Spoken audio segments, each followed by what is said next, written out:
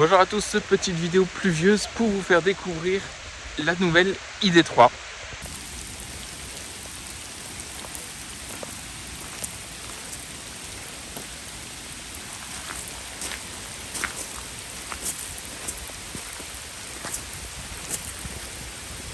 Volkswagen restyle la ID3. Les changements sont plutôt mineurs, je vous montre ça en détail. Alors on a surtout cette très jolie nouvelle couleur vert olive. Le bouclier avant est redessiné très légèrement.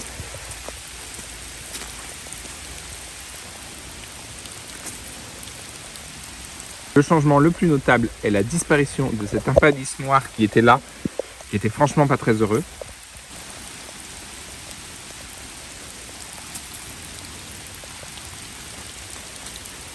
À l'arrière, les feux sont légèrement redessinés. Alors c'est peu notable, mais surtout la différence c'est que maintenant cette partie-là s'allume également.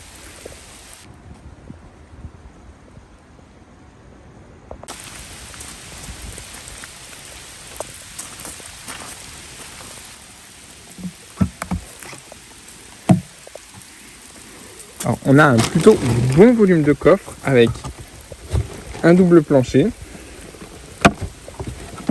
Et encore un espace dessous.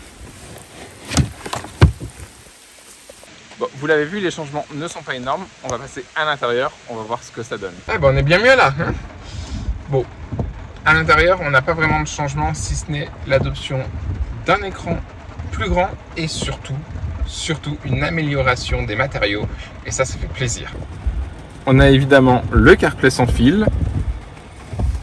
Les matériaux sur la planche de bord sont très légèrement moussés, c'est vraiment léger mais très légèrement moussé, alors qu'avant c'était vraiment du plastique très dur. On voit quand même un soin du détail un peu plus travaillé.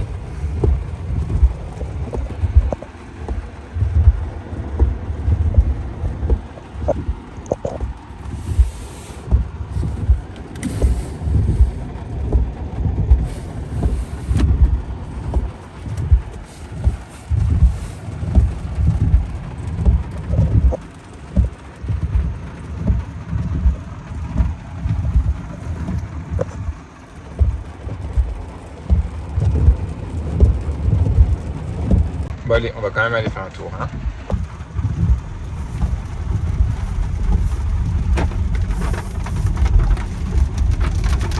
Alors, la ID3, on la connaît, on l'a déjà pratiquée. C'est pas une voiture sportive. Elle est très agréable à conduire, elle est très confortable, mais c'est vrai qu'elle manque un peu de sportivité. C'est pas toujours génial. En mode sport, bon, elle se réveille un peu, mais c'est toujours pas génial. En mode éco, alors là c'est un veau pas possible, c'est insupportable. En mode confort, ça passe, mais vraiment c'est pas génial quand même. Par contre c'est très confortable, on est très bien à bord. On a toujours le petit écran devant avec le grand écran orienté vers le conducteur, c'est très agréable. Le sélecteur de vitesse.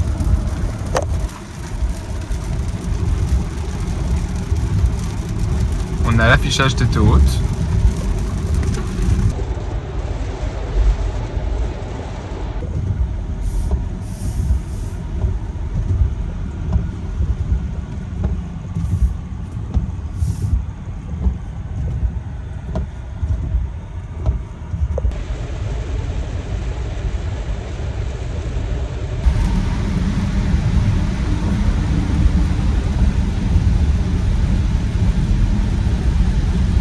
Bon, allez, on va tester quand même un peu le mode sport.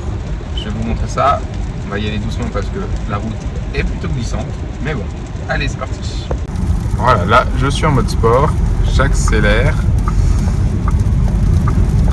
C'est plutôt pas mal quand même. Ça a une bonne reprise.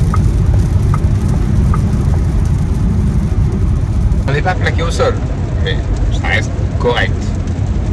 Bon, alors, je suis passé en mode éco. Et là, on sent tout de suite la différence. Là, j'appuie à fond.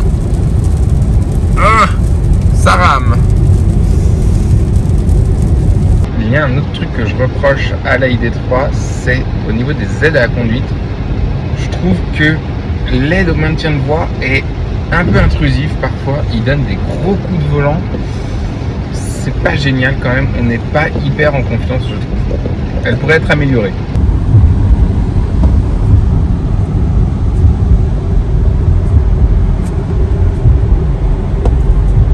L'éclairage d'ambiance c'est plutôt léger.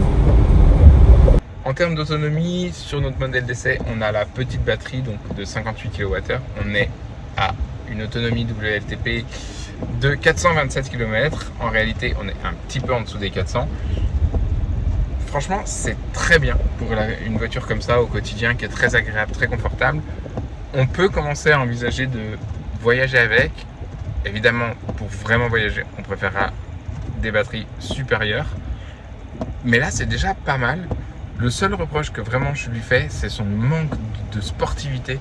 C'est vraiment pas terrible à ce niveau-là. Par exemple, face à une Cupra Born en version VZ qui est un peu plus dynamique, là, bon, c'est dommage. Mais heureusement, Volkswagen a fait des efforts en termes de style grâce à ce petit restylage qui, franchement, c'est juste ce qui lui manquait. Et à l'intérieur, avec des matériaux plus adaptés, plus poussés, de meilleure qualité.